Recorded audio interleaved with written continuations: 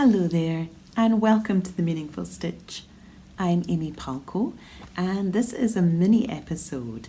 I decided it would be a really fun thing to do, to record 5 mini episodes that cover this year's Stephen West MKAL, GoGo Dynamo. And so this first mini episode is going to focus on the first clue, which came out last week.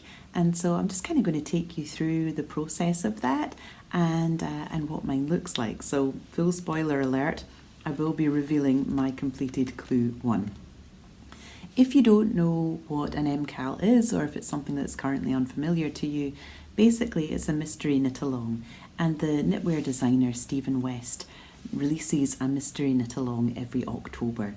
And basically it's a beautiful shawl design that kind of takes us on a twisty-turny exploration of knitting styles and techniques, and we end up at the end of the month with a beautiful shawl. Now, the pattern is delivered through individual clues, and generally we'll get 1 clue a week. So like I said, we had our first clue last week, the next clue will come out later on this week. Now, we were told beforehand that this shawl project would require around about 1600 metres of fingering weight yarn in 2 colours, so 800 metres of each colour. So let me show you my colours before I show you anything else. These are the 2 shades that I chose. These are Ginger Twist Studio yarns, and the base is Sheepish stock, which is 80% BFL, that's Blueface Leicester, and 20% nylon. And the colourways are Poison Apple and Lallybroch. I really wanted to choose these kind of rich berry shades because I thought they looked so delicious together. And yes, I think they'll go with a lot of things in my wardrobe.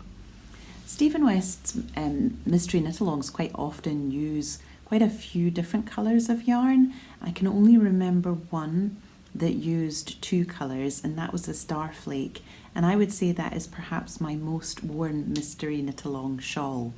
I knitted it in 2 shades of grey of Snaildon 4-ply, which is slightly more rustic yarn but still feels lovely and soft. And I wear that shawl a lot with my grey coat and my husband even wears that shawl quite a lot as well, so it's definitely one of the shawls that gets the most wear. So I was delighted when I saw that this current MKAL was going to be 2 colours, and I got to choose these 2. And in fact, I chose them when I was helping out at the Ginger Twist stall at the Scottish Yarn Festival just last month. I saw these 2 hanging up, and I just knew that they would be completely yummy together, and they are. So there we go, that's my colours. But before I cast on, I decided that what I would like to do for this particular mystery knit-along is choose a tarot card for each one of the clues. So the deck that I'm using is this deck here, which is the Witch Sister Tarot by Julia Jeffrey. Julia Jeffrey is a Scottish artist and illustrator, and she's produced a couple of tarot decks, but this one is definitely a big favourite of mine. I really kind of relate to it because a lot of the things that are referenced in it are Scottish. And that's underscored, I think, by the card that I drew for clue 1. Now, clue 1, I was really thinking this card would be an invitation into exploring beginnings, particularly the beginning of this knitting project, what kind of connection I was going to have to the design, if there was any kind of creative invitations there for me in particular. So these are all kinds of questions that I'm exploring when I'm drawing a card for a knitting project, particularly before I've even cast on. So the card that I drew was this one here. It's the Lovers. Isn't that a beautiful card?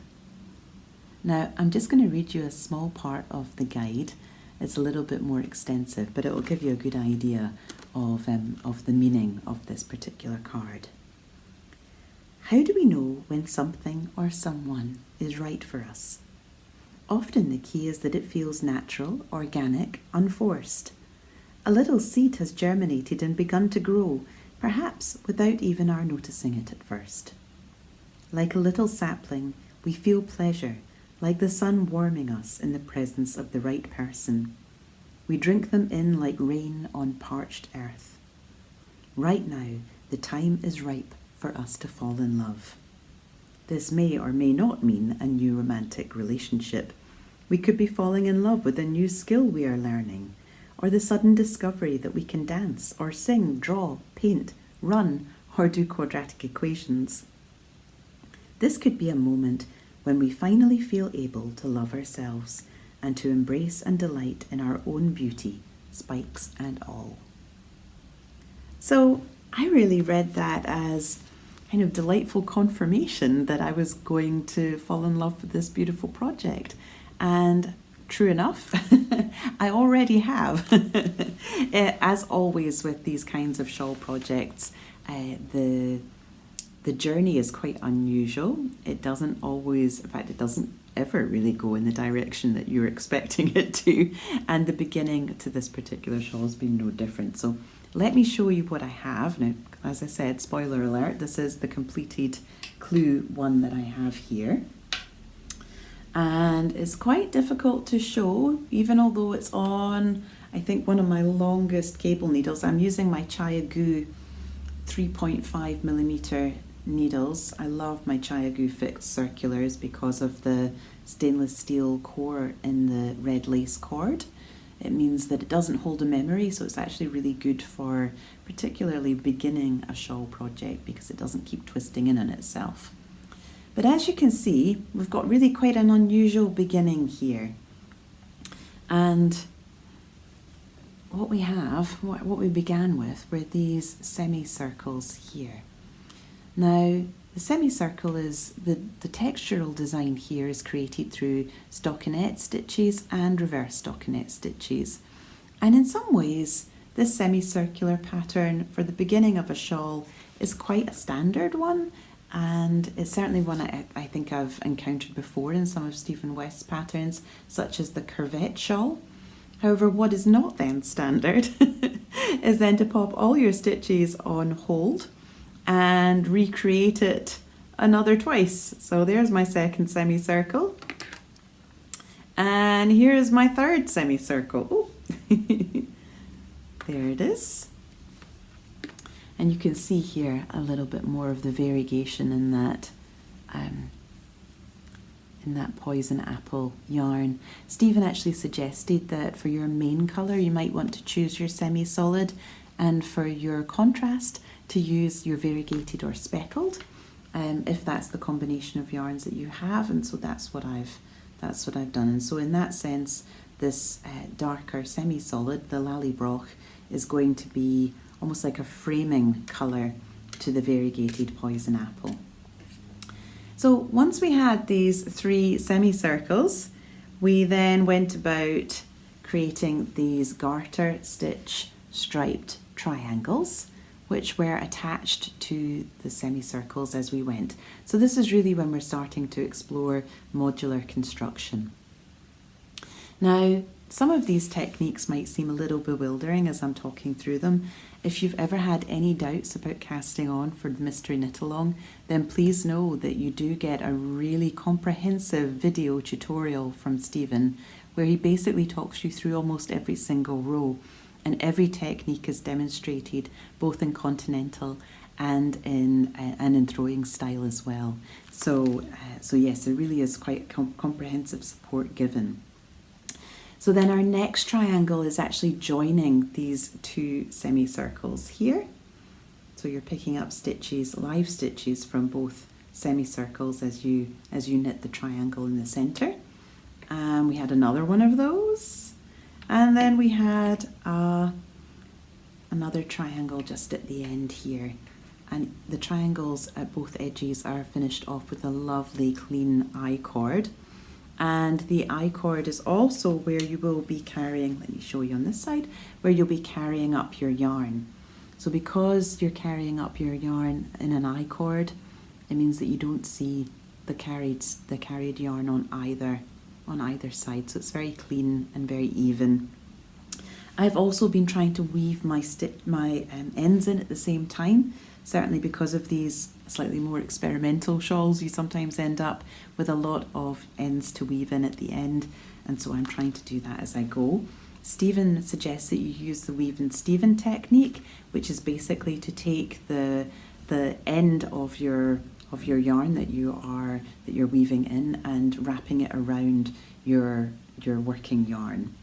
But instead, I like to hold both of the yarns as though I'm doing two-handed colour work, and I'm catching floats, so that my end that's being woven in is being caught as though it's a float.